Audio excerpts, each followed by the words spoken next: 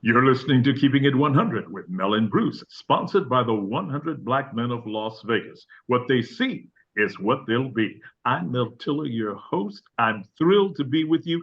And my guest today is Stacy Hawkins Adams. Stacy, welcome to the show. Thank you for having me, Mel. Wonderful to be here. I am thrilled to have you. So, you are from Richmond, Virginia, Yes, yes, and you are an author. I am. I am. I have written 9 novels and 2 nonfiction books. Oh, fantastic. And I understand that you focus on women's fiction. Yes, yes. I tend to write about women's issues, and what that means is anything that you can think about what a woman would go through in her daily life. I try to wrap it into contemporary fiction. So everything from friendship and faith and family and self growth and empowerment, I cover those issues. That's very interesting. Tell me about the specific issue that you deal with most, the one that's nearest and dearest to your heart. Gosh, the one that's nearest and dearest to my heart. I've never gotten that question before. I think probably for me that personal empowerment piece, because what you tend to see with the characters is that they might start in one place and by the end of the book they've grown in some way. So that's a broad answer, but every book of course has a different plot and a different theme. In one book, there's a woman who's struggling with infertility, and along the journey to becoming a mother, she finds out that there's different types of ways to mother and care for children.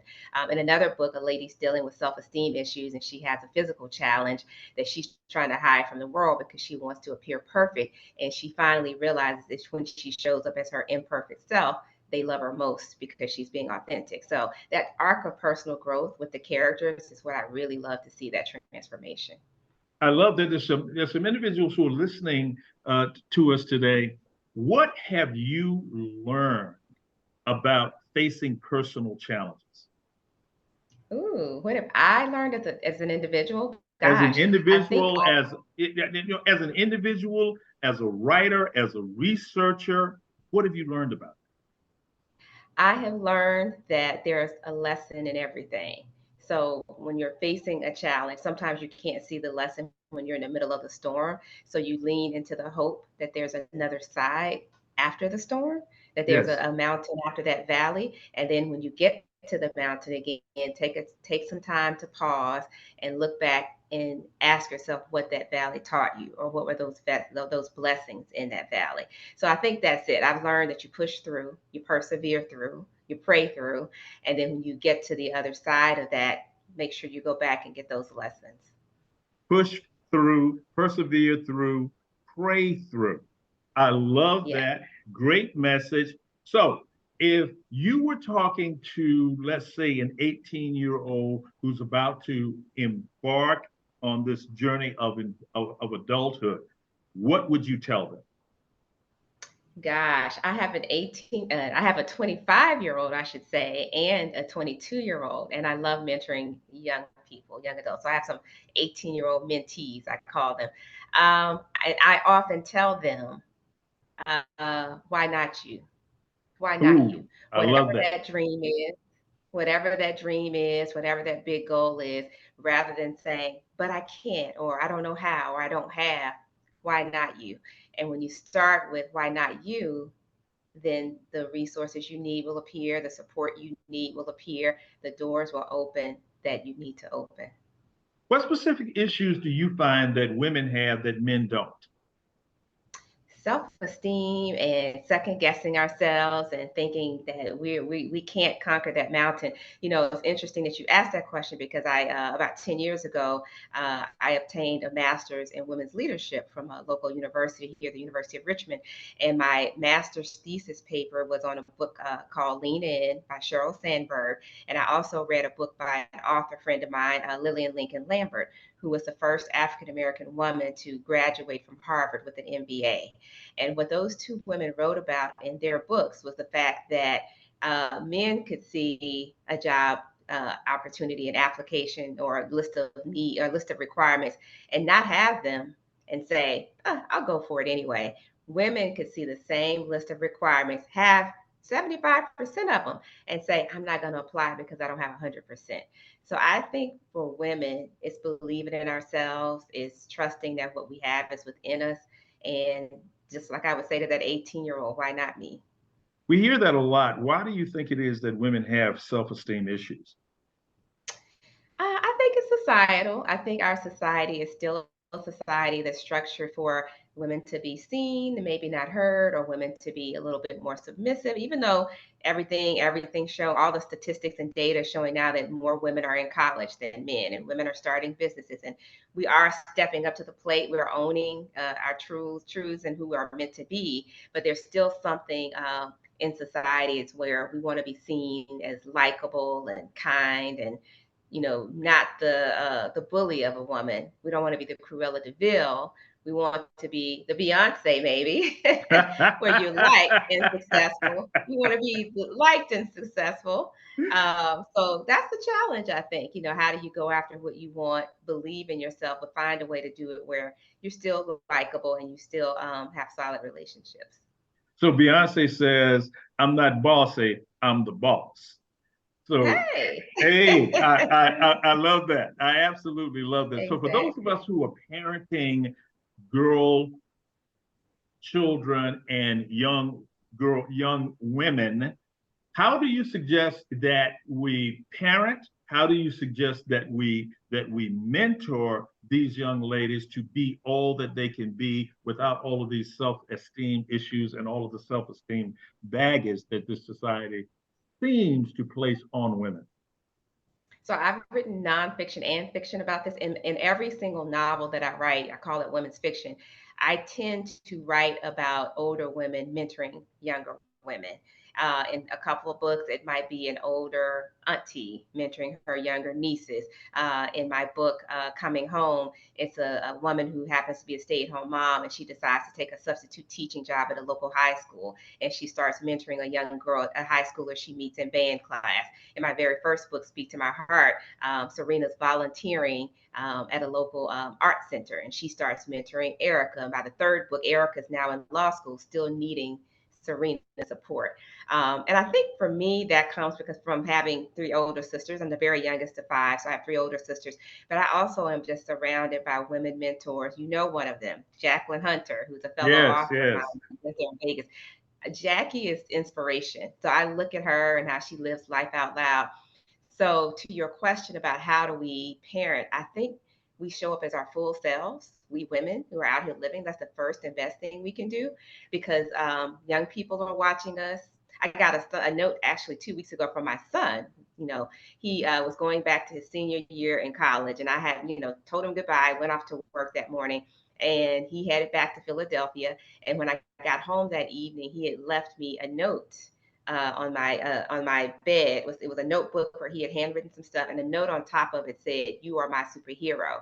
And then when I looked at it, he's like, "This is an essay that I wrote my sophomore year," and he had been given an assignment in one of his classes to write an essay about superheroes and how do superheroes live their lives. So he wrote an essay about growing up watching me go into what I would call my writing cave, which would sometimes be our living room. I close myself off there, or I close myself off in a bedroom. Sometimes I go to a hotel for the weekend to meet a book deadline. So he wrote about seeing me go away and come back this superhero who had written these books.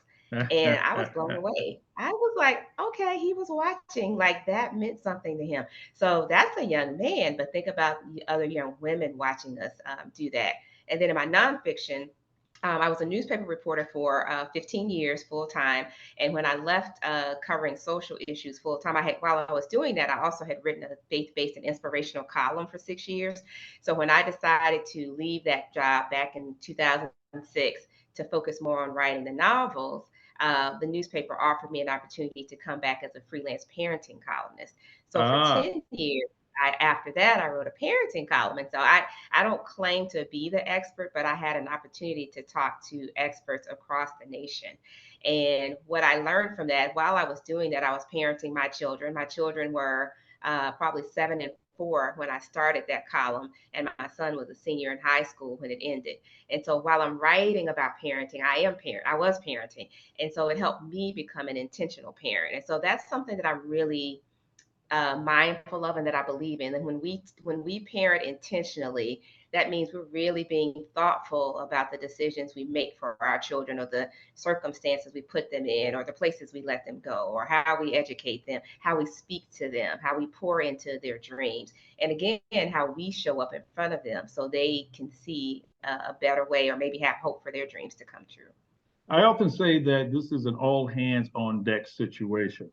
So Yes. tell me why it is important for those people who are listening to us today to step up and parent intentionally and mentor intentionally. And why is it important that they know that they are important? Because you, as you say, Jackie has mentored you and is a mentor to you.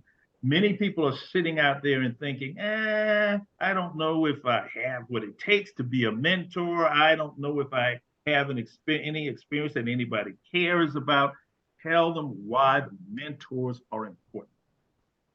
Well, before I even tell you why they're important, I'll tell you the how you mentor. That sounds so formal. Like mentoring sounds like, oh, I gotta go to the local organization and sign up and promise to do this for 2 hours a week or 5 hours a month. That's not even what we're talking about.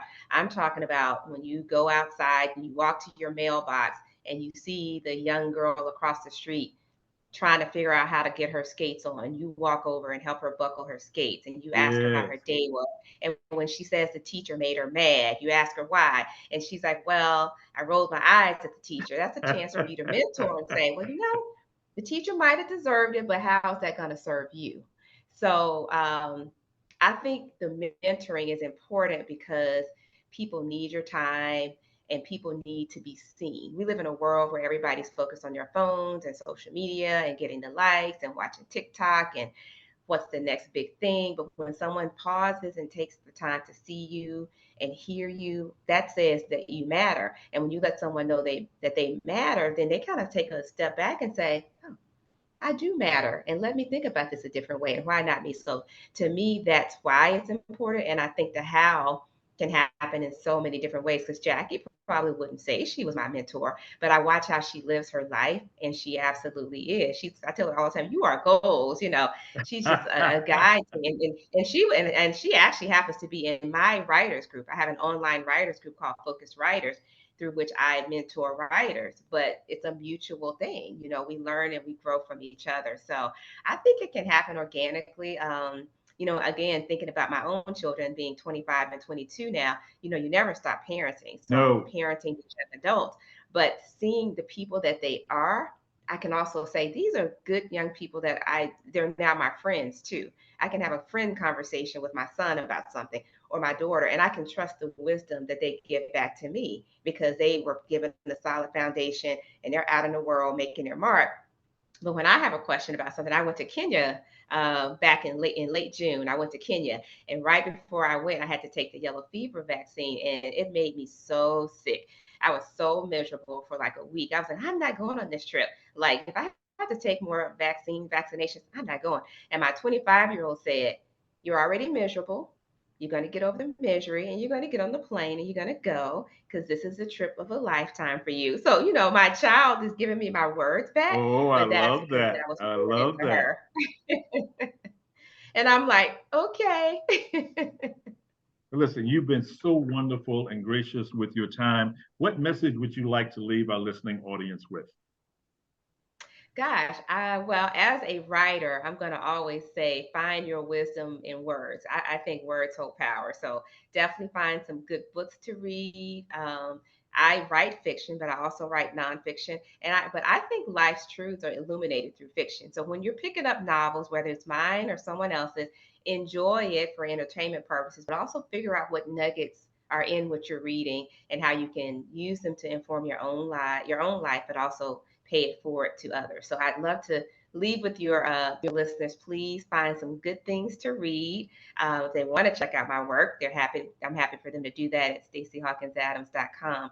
But also lean into just being your best self because you are inspiring others, whether you know it or not. You heard it here. Find your wisdom in words. We've been talking to Stacy Hawkins Adams. You've been listening to Keeping It 100 with Mel and Bruce, sponsored by the 100 Black Men of Las Vegas. What they see is what they'll be. I'm Mel Tiller, your host, and that's Keeping It 100.